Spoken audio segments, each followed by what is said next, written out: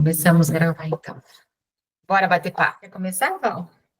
Então, Bate-papo na janela, bate-papo na janela, bate-papo na janela, bate-papo na janela, bate-papo. vou começar aqui dizendo que é um prazer mais um encontro, né, na nossa janela, e hoje com uma convidada bem especial, que é alguém já ligado a nós duas há bastante tempo, e que é a Silvana, que vai ter oportunidade de se apresentar depois.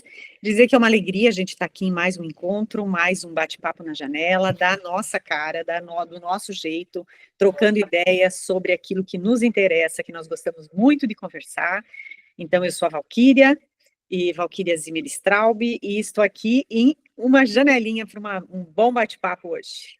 Passo a bola para a Cris. Olá, boa tarde. Hoje estamos aqui com alegria de trazer aqui a Silvana, uma amiga muito querida que caminha com a gente já faz um tempo, que foi autora também do nosso tema de conclusão de curso, e esse vai ser o assunto do dia. Então, eu passo a bola agora para o Chico e espero que esse bate-papo seja bem divertido. Boa tarde, é o quarto bate-papo na janela, o primeiro bate-papo com convidada especial, tá? É um prazer estar aqui. Boa tarde a todos, eu quero agradecer, me sinto lisonjeada por participar desse bate-papo com duas amigas queridas, pessoas que me ensinaram muito, e quando eu conheci o projeto, a princípio era delas duas, né, da conclusão do curso, eu super me identifiquei, e isso mudou minha postura de ver a vida de uma forma diferente. É isso. Bem-vinda, então, Sil. Então, a nossa linha hoje no bate-papo, ela é conversar um pouquinho sobre o que nos motivou, né?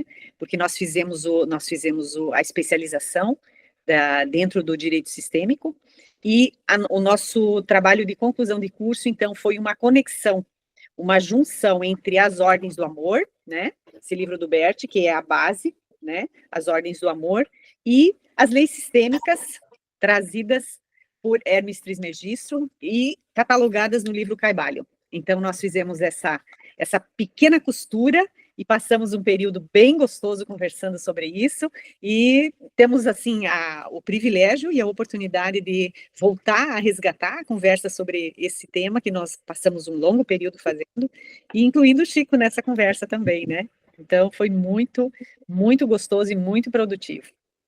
Cris, queres colocar alguma coisa? Eu acho que a gente já pode começar a falar um pouco sobre o TCC, mas vamos retomar aquela nossa dinâmica que a gente fez do último bate-papo, para a gente tirar aqui, dentro desse livro aqui, os pensamentos a caminho de Bert. O que nos traz? Perfeito, então, vamos lá. Vou fazer aqui, porque é um livro com pensamentos longos, mas a gente pode extrair um trecho para ver o que nos cabe hoje. Vamos lá. Ixi. Veio o túmulo. O túmulo recebe algo para sempre. O túmulo aberto se fecha. Assemelha-se ao seio da terra que se abre e fecha. Por esta razão, diante do túmulo de um morto, ao lançar terra sobre o caixão, o sacerdote diz: vieste da terra e à terra retornarás. No túmulo se encerra o ciclo de nascimento e morte. O nosso TCC foi o nosso encerramento desse ciclo que a gente viveu por 3 anos, né? Eu acho bem interessante essa colocação, porque porque todo fim é um começo. Sempre todo fim é um começo. Nunca é só fim e nunca é só começo, né? E essa passagem do túmulo, ela é uma passagem que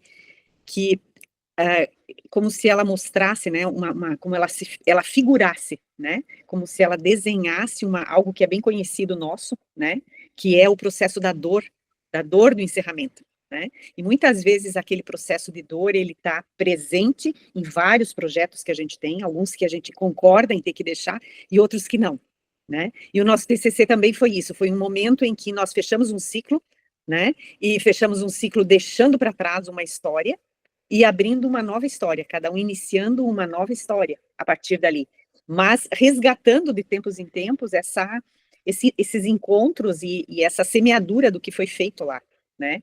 Então, eu acho que essa passagem do Bert é bem própria para nós nesse momento.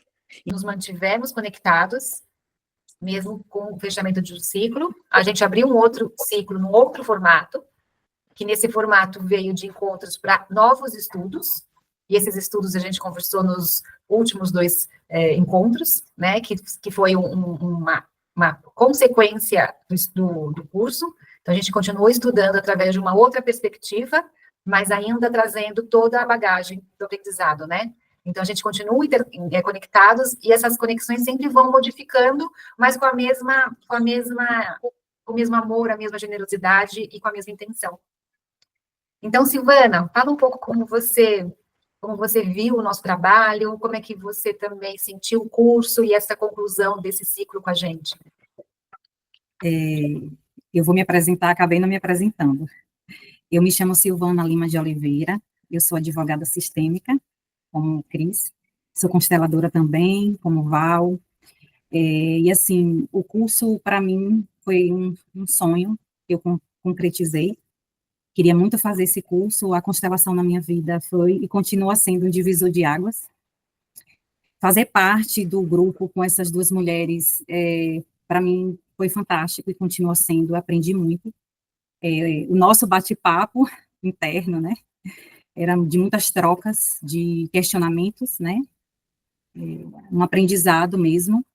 E com relação ao nosso projeto de conclusão de curso, para mim foi, assim, algo muito importante para a minha vida, porque me trouxe muito entendimento e clareza como essas leis funcionam, né, e trouxe para a minha vida, de entender muitas coisas, né, a nível universal mesmo, e, de certa forma, me trouxe uma calmaria, né, de saber um exemplo de um dos preceitos que fala que existe o declínio, mas existe a ascensão.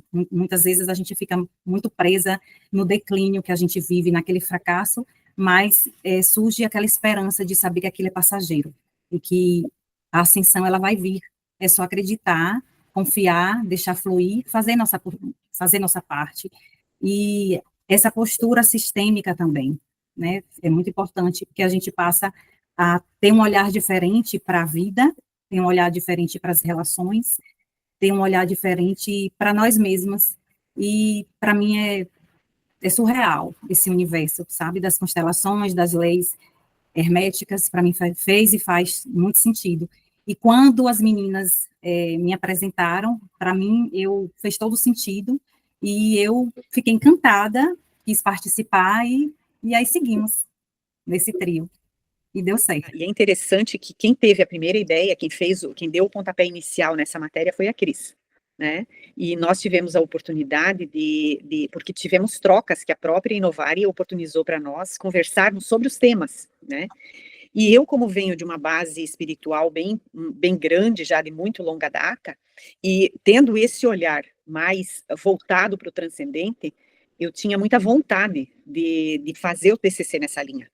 Porém, eu encontrei, como era natural agora, está começando a ser um pouquinho menos resistente, porque a ciência está chegando aonde a gente já transita, mas esse olhar de bloqueio para a questão espiritual, né? Então, ele não poderia transitar como espiritualidade.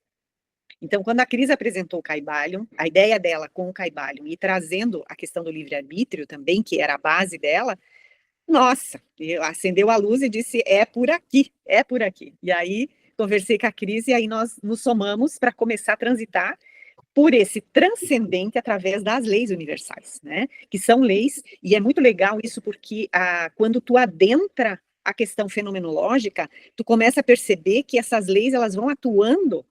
Se a gente acredita, não acredita, se a gente quer, se a gente não quer, se a gente chora, se a gente está alegre, não muda.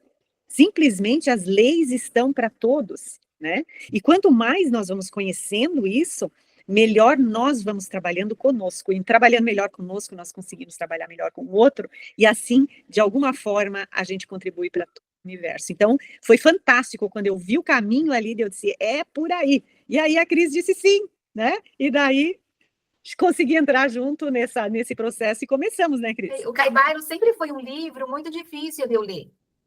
E eu tinha ele na minha cabeceira e por muito tempo ia lendo, e, enfim, era difícil eu acessar, me aprofundar, porque a minha capacidade não estava de acordo.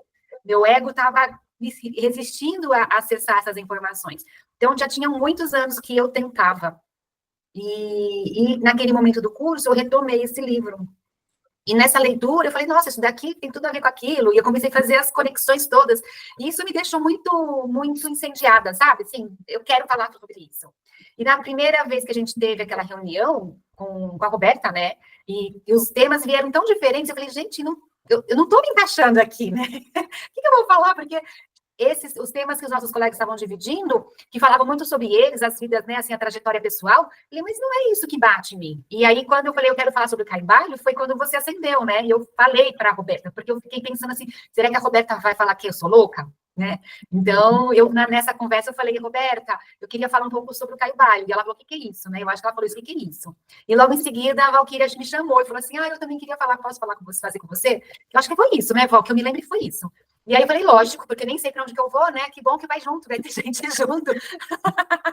E aí depois a gente teve uma aula, né, Silvia? Foi presencial e a Silvana veio da Bahia. Foi a primeira aula que você foi, né? Presencial. Acho que foi a primeira. A primeira. E aí a Silvana foi e a Silvana, para vocês saberem, assim, a Silvana tem 2,5 metros, né? É uma modelo, né? É uma modelo, é uma mulher, assim, é um fenômeno, assim, né?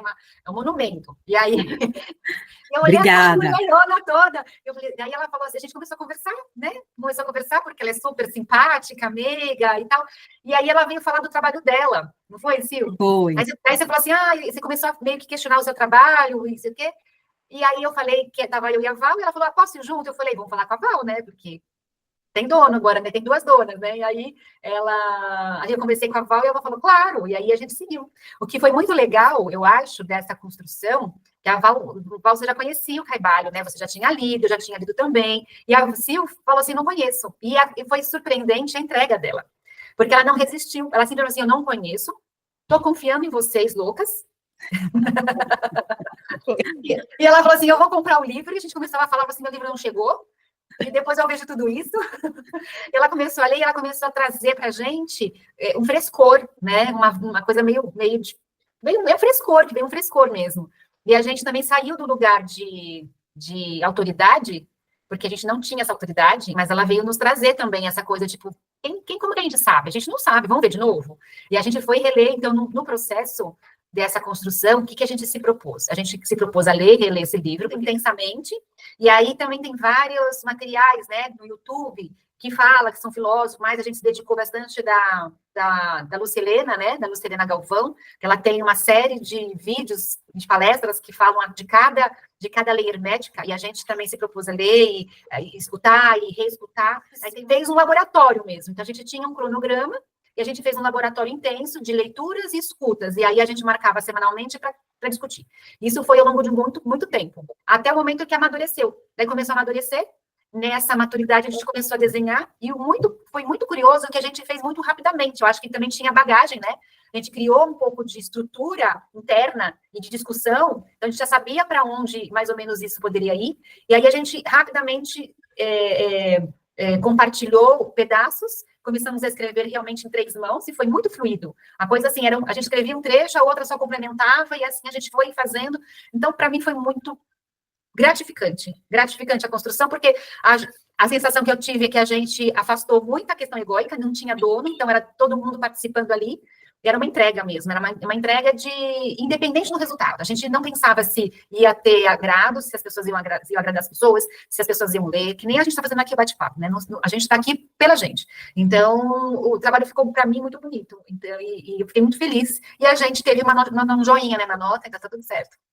Concluímos com joinha. Então, quando vocês apresentaram o Caibalho para mim, eu achei fantástico, para mim fez todo sentido, assim como eu sempre gostei desse universo místico, eu também trabalho a minha espiritualidade, e eu fiquei muito curiosa, eu não conhecia, né, não é uma leitura fácil, né, a leitura do Caibalho, mas assim, é bem desafiadora, e cada vez que eu lia, eu via e que fazia muito sentido, né, com as realmente era o micro-universo das constelações, das leis sistêmicas inseridas nesse universo maior que é o dos preceitos herméticos. Então, para mim, fez todo sentido. E como o Cris falou, eu acho que por eu não ter conhecimento do Kaibalha, eu acho que, como o Cris falou, veio trazer, né, esses questionamentos que eu, muito curiosa, eu sempre perguntava, gente, mas isso aqui é surreal, como pode? E, assim, muito curioso, as leis herméticas faz todo o sentido a nível universal, né, para a nossa existência, e as leis sistêmicas, elas vêm depois, mais complementando isso, e para mim, fez todo o sentido, para o meu mundo, para o que eu acredito, e é isso. Eu só agradeço de ter feito parte, e bem desafiador, né, esse trabalho de conclusão de curso, e eu só agradeço, que para mim foi uma oportunidade surreal. E o interessante disso tudo é que você não encontra matéria sobre isso, né? Você não vai encontrar alguém que já tenha escrito sobre isso. Isso tudo é novo, né? É novo dentro, as constelações é algo novo, o direito sistêmico é alguma coisa nova, e a junção disso tudo, esse olhar que utiliza essa visão maior para olhar para o menor, ou utilizar as leis do amor, que são voltadas para as relações de pessoas, né? Relações entre pessoas, para utilizar essa visão mais ampla que o Kybalion traz da relação do todo com o todo, né? E você pensar dali e observar como aquilo atua. É alguma coisa assim, fantástico pela oportunidade que a gente se dá de olhar para isso, né? E eu olhando e estudando e me aprofundando nisso tudo, eu cada vez compreendo mais a dificuldade que o Bert teve de colocar isso em palavras, né? Porque o fenômeno, ele não é uma coisa que você vai fazer, vai repetir, né? Que não vai repetir. Ele para cada individualidade, ele é único, né? Aquela situação, ela é sempre única, mas quando tu tem esse olhar do todo e vê que mesmo sendo única, ela está abarcada por esse grande todo, né? Ela não está fora dessas leis, ela não está fora dessa regra, e aí a gente foi para aquela finalização que era compreender como é o nosso livre-arbítrio ali, aí mesmo a gente desceu das tamancas completamente, caiu, né? Porque você partia de um princípio, eu partia de um princípio que eu tinha um nível de livre-arbítrio, e na minha visão, ele ainda era bem considerável. Aí, quanto mais eu fui aprofundando, mais insignificante eu fui me achando, né? E mais insignificantes as minhas possibilidades ainda como livre-arbítrio. Então, para mim, foi de uma grandiosidade e o benefício ainda da troca, né? Porque tu fazer uma leitura densa, uma leitura profunda, uma leitura que entra num universo sozinho, ele é muito limitado, né? E nós tivemos a oportunidade de fazer isso em 3, somado aos filósofos que vinham conversando sobre, né, que a gente foi acessando. Então, foi muito rico isso. Para mim, foi extremamente rico. E sem contar que, na época, né, já havia começado as críticas, né, com relação às constelações. Então, já vinha esse universo das críticas, e a gente, corajosamente, insere as constelações nesse universo maior. Então, mais desafiador ainda. É verdade. E segue, né? E segue esse desafio. Mas foi bem pensado, né, Silvana? Porque quando a gente fazia a reflexão sobre as críticas, a gente, naquele momento, eu me lembro que fazia também sentido as críticas. Sim. Né? Então, a gente percebia que estava tudo bem, era assim, era certo que isso acontecesse também, como está até agora. Sim. Então, a gente se desidentificou, né? Assim, nós não éramos as constelações, nós éramos pessoas que estavam aqui servindo, estudando o assunto, né? A gente não pegou um problema para a gente, como se isso fosse algo nosso, não. A gente, inclusive, viu através das leis herméticas, que era aquele movimento pendular, que é uma das leis, né? O quanto que esse pêndulo foi de um lado, todo mundo colocando a constelação num lugar que talvez nem caberia, para depois voltar, ir para o outro lado, e ainda a gente está um pouco, né, ainda nos questionamentos, para eventualmente a gente achar um ponto de equilíbrio. Não sei, eu me lembro dessas discussões naquele momento, vocês não se lembram? Sim, lembro sim. Do ritmo, né? Do ritmo. Que ele fala exatamente isso, assim como a esquerda, né, depois a direita. O movimento, quando ele é muito intenso de um lado, na sequência ele é muito intenso no outro. E a verdade é essa história, né? Quem tem a verdade, né? Do ponto de vista que eu olho, eu tenho uma visão. do ponto de vista do outro, é uma outra visão. Quem está com a verdade, né? Então, existe a minha, a tua e a que é, né? Tem o ditado que diz assim. Mas, de fato, quando se busca alguma coisa como sendo a salvação, né? E eu me lembro muito bem que a gente comentava, e eu me lembro dessa fala da minha mãe, dizendo assim, quem ri muito hoje, amanhã chora.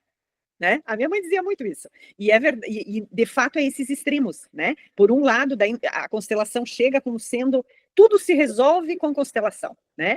Desde machucado até consciência, né? Tudo se resolve com constelação.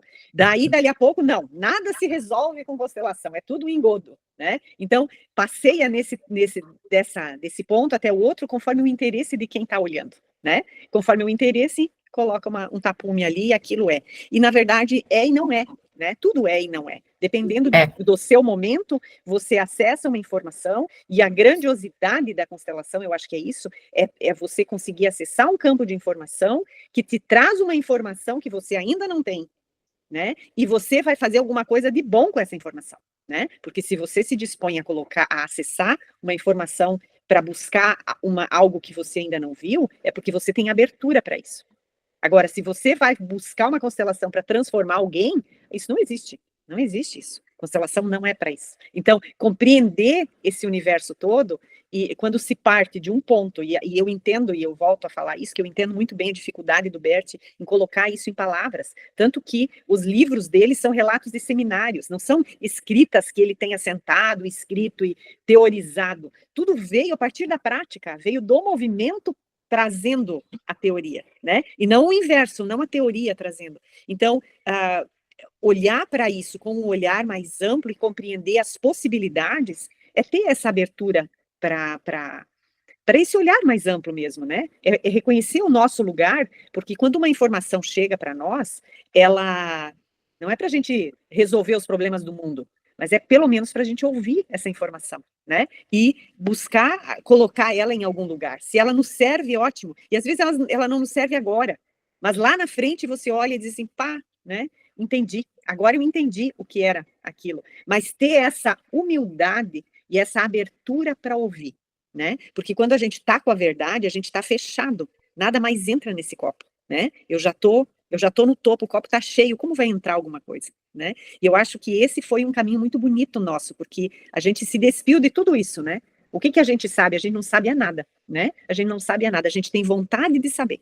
E essa vontade de saber foi o grande movimento que fez a gente chegar a finalizar um TCC que traz o nosso olhar das leis sistêmicas com as leis herméticas. É o nosso olhar, né? Daquele momento. Hoje nós podemos reescrever e ele vai ser ainda mais robusto do que foi naquele momento, porque nós não somos mais as mesmas daquele momento, né? Então, eu acho que isso é bacana, e é por isso que a gente segue juntos, porque a gente segue somando essas forças, né? Eu acho legal isso. Aqui eu até destaquei, olha, um dos preceitos, né, que é a polaridade. Então, eu vou ler aqui, ó, tudo é duplo, tudo tem dois polos, tudo tem o seu oposto, o igual e o desigual são a mesma coisa. Eu acho isso tão bárbaro. O igual e o desigual são a mesma coisa. Os opostos são idênticos em natureza, mas diferentes em grau. Os extremos se tocam. Todas as verdades são meias verdades. Todos os paradoxos podem ser reconciliados. Não é maravilhoso, gente? É fantástico. E a Lúcia Helena faz quando ela fala sobre esse princípio, ela fala sobre a temperatura, né? Ela dá o exemplo da temperatura, né? Porque ele fala que os opostos, eles têm a mesma natureza. Então, a natureza aqui é calor e frio, né? Calor e frio, eles têm a mesma natureza. Eu posso estar abaixo de 0, eu posso estar acima de 50, né? Então, eu estou com os dois opostos, mas a natureza do que eu estou observando é a mesma natureza. Eu não posso pegar o calor e o duro, né? É duro e é quente. Não, eles têm natureza diferente. Então, eles não vão se aproximar. Mas aí nós vamos entrar nos sentimentos, né? Que é o amor e o ódio, né? O amor e o ódio, eles têm a mesma natureza, né? É o sentimento e estão em polos opostos. Então, eles podem se conciliar, né? E é bacana a gente observar isso, né? É bacana a gente observar quando nós estamos nesses extremos, né? Quando algo nos abala muito, né? E quando depois isso consegue amenizar, e a gente consegue ver que está voltando para o outro lado, né? Não, não é bem assim, né? Não é bem assim. Né? Então, eu acho que essa observação é muito legal, e essa polaridade a gente vai ver muito nas relações de troca, né? Que dentro das ordens do amor vai entrar no equilíbrio de trocas, né? Quando há esse equilíbrio de trocas, acontece a harmonia, e quando há o desequilíbrio de trocas, acontece a desarmonia, que é exatamente esses opostos dentro da mesma natureza. Né? Sendo que uma das ordens do amor é o equilíbrio, É o né? equilíbrio. É o dar e tomar. Então, a gente também fez esse link do equilíbrio de troca com relação ao ritmo, né? Do fluxo e do refluxo e dos movimentos e da polaridade. Então, o que foi muito, muito, muito para mim rico é a gente ler e reler, sentir quais eram as interconexões de cada preceito com as leis. Né? Isso para a gente, eu me lembro que foi um desafio, porque às vezes no mesmo preceito a gente via várias leis, e vice-versa, né? As costuras todas que a gente, nem todas, né? A gente não foi um trabalho que tinha limitação de caractere, né? Mas ao mesmo tempo a gente tinha que fazer de uma forma sucinta, objetiva, para trazer informação, até porque é um assunto que, do nosso universo lá das constelações, era novo para quem estava lá, né? A gente não teve essa matéria, a gente não discutiu sobre o tema. Então, o nosso trabalho talvez poderia ficar muito abstrato, né? E muito filosófico. Mas no final a gente trouxe efeitos práticos de como isso aplica. E isso me trouxe para a gente mais reflexão e mais discussão, né? Sair do campo filosófico para vir para o campo prático. Exatamente. E dentro foi bacana porque o Bert conseguiu observar as leis do amor, que ele identificou como leis do amor, né? Ele deu essa denominação, porque elas são leis que, como se fossem leis universais, o micro desse macro, na atuação das relações entre pessoas, né? Então, olhando de forma micro, entre eu e você, vai ser o dar e o tomar, que ele vai chamar de lei do equilíbrio ou a lei do dar e do tomar. Então, o que ele observou? Que o equilíbrio vai acontecer quando um entrega e o outro recebe. Daí acontece o desequilíbrio, aí o outro que recebeu entrega e o outro toma, né? Então, agora, quando acontece que só um entrega e o outro só recebe, que é a polaridade, né? Então, quem recebe muito fica com uma dívida muito grande. E aí tende a se afastar porque o outro fica com o sentimento de que deu muito e que tem um crédito muito grande. E quem recebeu fica com o sentimento de que recebeu muito e tem uma dívida muito grande. E tem dívidas que não são mais pagáveis, né? Que você não consegue mais equilibrar isso. E aí a tendência é ir embora, né? A tendência é o afastamento. E nesse afastamento, quem deu muito fica com aquele sentimento, né? Nossa, que ingratidão, olha tudo que eu fiz. E agora nem um boa tarde, né? Nem um telefonema no Natal eu recebo. Né? E o outro diz assim, meu Deus, eu não tenho como pagar essa conta, o interno fala, não vou nem ligar, porque se eu ligar, vou me lembrar de tudo que eu devo, então vou até mudar o número de telefone, né? E aí esse afastamento acaba acontecendo em polaridades, daí a polaridade amplia, né? Agora, como se modifica essa polaridade? Nessa entrega, né? Quando vai se trabalhando esse equilíbrio desse dar e tomar, se chega a esse ponto de equilíbrio. Então, as polaridades chegam nesse ponto específico. Então, olhar essa visão macro e aplicar esse micro e compreender que, compreendendo a ação da lei, eu consigo caminhar em harmonia se eu aplico ela, o meu ganho não tem tamanho nisso. Não tem tamanho, porque todas as vezes que eu perceber que o pêndulo está para um lado ou está para o outro, se está muito alto no que eu estou entregando, eu vou começar a dizer não. E se está muito aquém, né, se eu recebi muito, eu vou dar um tempo aqui, vou segurar e vou começar a retribuir um pouco. Então, eu compreendendo a ação dessa lei, eu começo a ter uma vida mais equilibrada em todas as relações. Isso vai se aplicar na relação de trabalho, na relação de amor, na relação de pais e filhos, na relação de amigos, em todas as relações, né? Porque a lei, ela não escolhe, né? A lei não diz, vou aplicar aqui para Val. Não, vou aplicar agora para o Chico. Não, a lei é a lei. E ela simplesmente age. Mas a gente tem que fazer a ressalva, assim, eu acho que a polaridade e o fluxo, né, que é o ritmo, ele funciona meio que misturado, né, e quando também a gente percebe dentro dessa visão nas ordens do amor, quando aquele que deu muito, ele fica muito grande, né? Ele fica muito forte. Ele também, esse desequilíbrio, quando ele dá muito, ele cresce. E aquele que não teve essa mesma oportunidade, a mesma disponibilidade, a mesma condição, ele dá pouco, ele fica pequeno. E ninguém gosta de ficar pequeno, né? Sendo uma pessoa da mesma condição, você não quer ficar pequeno. Então, alguém que está sempre diminuído, ele não fica mesmo. Ele vai buscar alguém que enxergue ele do tamanho que ele é. Mas aí a gente tem que falar assim que tem exceções, né, na visão das ordens do amor, esse dar e receber não se aplica para pai e mãe, né, e não se aplica para professor e aluno, porque o Bert fala que é verdade, né, para filho, o filho nunca consegue equilibrar nada para os pais, porque o filho recebeu a vida e não tem nada que ele possa retribuir, que possa equilibrar essa relação. Então, a relação de pai e mãe com filho não tem essa simetria, e nem de professor e aluno, porque o que o professor dá para o aluno não consegue retribuir naquela condição. Pode ser que em outro momento ele possa retribuir, mas naquele momento ele não consegue retribuir.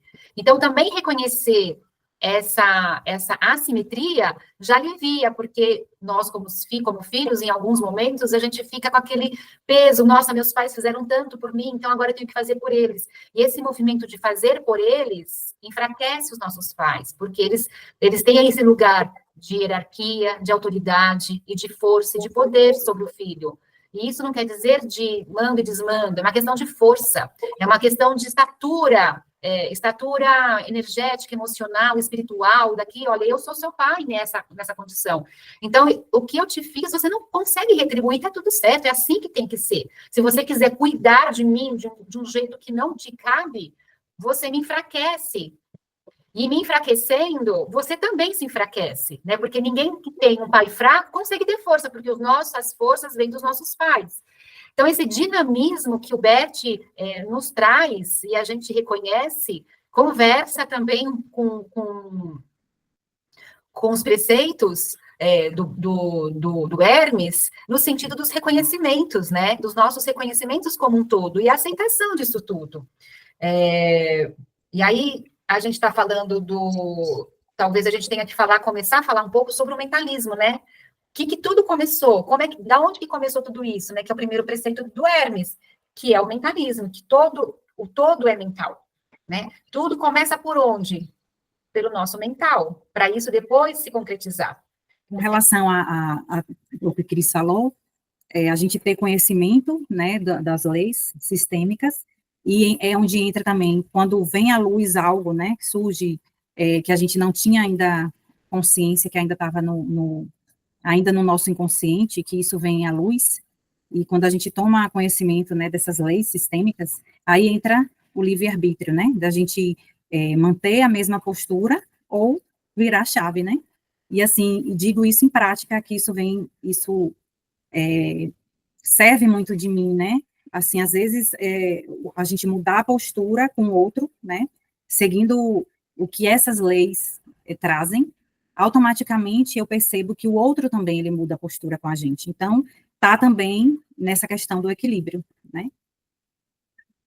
E essa visão do ritmo, né, também é bem importante, porque o ritmo é esse fluxo, né, esse fluxo que nunca para, né, que impulsiona para frente e que a gente ganha muito quando a gente observa, né, e se permite isso, né. E claro que é importante a gente começar olhando pelo mentalismo, porque o mentalismo, a mente é o todo, né, o todo é mente. Então tudo de fato inicia pela nossa compreensão dos processos, todas as leis, né, elas podem estar postas da forma como quem coloca pode colocar, se nós não compreendemos, se nós não trazemos isso para o nosso mental, para o início de tudo, nada disso vai ter efeito, né? Então, é bacana quando ele considera que esse primeiro movimento, né, o todo é mente, né, porque o todo é criação, né, e toda a criação inicia na mente. Então, a compreensão toda vai passar por toda a compreensão de todas as leis, ela vai sempre partir desse partidor, que é a mente, né? E as leis sistêmicas também vão partir disso, inclusive a compreensão delas e a ação delas, né? E é muito bacana quando a Cris traz essa questão do pai e da mãe, porque existe essa postura onde eu vejo o quanto eu recebi, né? Eu compreendo o quanto eu recebi, porque eu dou o valor à vida que eu tenho, e se não fosse o sim deles, né? Se não fosse isso, o encontro, o sim, eu não estaria aqui. Mas o que mais a gente ouve, de fato, não é esse olhar. O que mais a gente ouve e vê são as demandas, né? Mas eu queria, eu podia, mas o pai devia, mas a mãe devia, mas são as demandas com relação aos pais, né? Que também enfraquecem todos, né? Enfraquecem todos. É a exigência contínua, né? É a exigência contínua de me manter na condição exclusivamente de filho e pedindo, né? Exigindo, eu queria mais, e não olhar aquilo que foi possível dar, e já foi tanto, né? Já foi tanto, mesmo que tenha sido só o nascer, que não é só, é tudo. Então, a oportunidade de nascer é o suficiente, né? É o suficiente para a gente seguir a vida. E aí a gente fez um link no nosso trabalho que esse todo, né, o universo elemental, o Bert foi discorrer dele no final da vida, né? Quando ele construiu toda a literatura e construiu a narrativa das ordens do amor, das ordens da ajuda, foi no final da vida que ele começou a falar dos movimentos do espírito. Quando ele começou a falar da consciência coletiva, que ele traz o maior, o abrangente, né? Ele sai um pouco do núcleo família, da consciência individual, da consciência da família, daí ele expande, e aí ele vai para a consciência coletiva e os movimentos do espírito. E a gente fez, no nosso estudo, a gente fez esse link com o mentalismo. Então, o Bert termina a vida e a obra dele aonde o Hermes começou. Foi muito poético, né? Então, o primeiro do Hermes foi o último do Bert. Que, na verdade, talvez até tenha sido, ele por algum motivo, ele traz isso depois de uma construção que é mais palatável, porque quando a gente começa a falar do Caibalion, quando ele começa, no meu sentido, né, na minha leitura, foi assim, quando ele começou assim, o universo é mental, eu falei, ixi, que difícil, né, como é que é isso? Já foi uma porrada, acho que o mais difícil para mim foi entender que o universo é mental. As outras ordens a gente vê muito no nosso dia a dia, né? A causa e efeito, isso é muito comum, tem no budismo, tem umas outras filosofias que é mais fácil a gente navegar. Mas quando ele fala que o universo é mental, aí eu parei. Muitas vezes eu não consigo entender que o universo é mental, porque a gente vem com outras demandas, né? Que a mente, aí tem assim, era a minha resistência e o meu equívoco, né, de que mental tem a ver com razão. Não, mental não tem a ver com a razão. Mental é outra coisa, é um outro corpo. Então, aí para mim, ficou mais difícil de digerir. Até eu passar para o mental e chegar aos outros, eu tive que esquecer o mental, falei assim, não, isso aqui não dá, não dou conta agora. Fui para os outros. Daí depois eu voltei para o mental. E o que o Bert fez? Ele falou assim, olha, primeiro vamos começar aqui, e a gente vai expandindo, porque acho que foi a construção dele, que ele foi fazendo conforme foram os desenvolvimentos internos dele, né, os aprofundamentos dele. E quando no final da vida ele fala, vamos falar da consciência maior, da coletiva, da espiritual? Aí você fala, bom, já estou mais preparada, né, já andei um pouquinho tanto ali. Mas, poeticamente, foi isso, assim, para a gente, nosso trabalho foi nesse sentido, né, como é que a gente vai falar o mental e fazer o link? Então, o que é o maior do Bert? O Bert, quando ele começa a falar do coletivo, quando ele se aprofunda no coletivo, que ele também sai um pouco do núcleo familiar, ele começa com o individual, vai para o familiar, e depois ele faz vum. Isso, para a gente, foi uma grande expansão, e a gente fez esse link. E eu acho que uma das coisas que motivou ele também nessa caminhada dessa forma tenha sido o fato de ele vir da base da igreja, né? Então, se ele tivesse partido, talvez, desse todo, eles poderiam fazer, a literatura, de uma forma geral, poderia interpretar de forma equivocada o que ele estivesse querendo dizer, e daí o preconceito religioso poderia interferir. Assim, não, assim, ele fez uma construção a partir das individualidades para chegar nesse grande todo e compreender o somos todos um. Né? Então, eu acho que também foi uma construção interna, talvez até de rebeldia pessoal dele nisso, né? Porque é um tal de tentar se achar dentro daquele todo, e muitas vezes até um combate a isso, né? Não, peraí, né? E aí, ao final da história, o rendimento mesmo, né? Somos realmente parte desse grande todo, o todo é o grande norteador de tudo, né? Que nós podemos chamar, inclusive, de vida, né? De vida, e nós temos o nosso projeto e temos a vida, né, que vai nos adequando ao que é. Então, eu achei muito bonito isso, quando a gente consegue fazer, ter esse olhar também, né, para olhar de forma, como se a gente olhasse de fora o projeto, o grande projeto, a grande caminhada, e conseguisse se inserir nele e se reconhecer parte dele também, né? Então, é muito bonito isso. Eu lembrei na sua fala, Val, quando eu participo, né, de constelações que tem, que é em grupo, e um tema, a pessoa é capturada, né, as pessoas que estão presentes ali, elas são capturadas por aquele tema. E à medida que o movimento vai acontecendo, cada pessoa vai se afinando com aquela questão ali, né, naquele momento do tema da pessoa. E isso é incrível, porque assim, naquele universo, você se afina àquela grande teia onde todos fazem parte, né, por afinidade, por aquela questão, todos se afinam naquela grande teia. E quando algo vem, quando existe uma cura para o mais, essa cura, ela se expande ao nível do todo, né? Incrível isso. É como eu percebo muito, às vezes, que eu participo, né, em grupo, eu vejo muito isso, né, todo esse universo, o quanto que nós também contribuímos para esse grande universo, essa grande teia. E a gente vai compreendendo um pouquinho mais sempre o quanto cada um é importante e o quanto cada um é insignificante, né? Então, ao mesmo tempo que você tem uma energia única, exclusiva, nada é igual a você, né? Naquele momento encarnatório, você é único, e a sua energia é necessária para aquilo que está acontecendo no agora, né? Assim como você é tão importante, dali a pouco você é insignificante, você passou, né? E o mundo vai seguindo, e outros vão fazendo o papel deles, e fazemos parte disso tudo. E é lindo compreender isso, porque isso ativa um valor interno muito grande em nós, né? E ao mesmo tempo uma humildade, né? Então, é esse jogo do duplo, onde a gente vai voltar para o pêndulo, né? Nós vamos voltar para o pêndulo e para o fluxo, né? Para o ritmo, que são duas leis universais, né? Vou falar só quais são os preceitos herméticos e vou falar também as ordens do amor para a gente dar sequência, porque a gente fica divagando e aí fica muito abstrato. Então, eu vou falar rapidamente. Então, assim, os preceitos herméticos, vou começar com preceitos herméticos. Primeiro é o mentalismo, o todo é mente, o universo é mental. O segundo é da correspondência, o que está em cima é como o que está embaixo, o que está embaixo é como está em cima.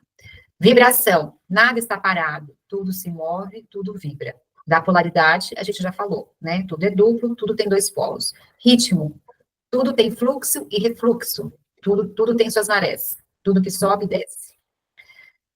O outro, causa e efeito, toda causa tem seu efeito. Gênero, o gênero está em tudo, tudo tem o seu princípio masculino e o seu princípio feminino. Aqui a gente termina os preceitos herméticos.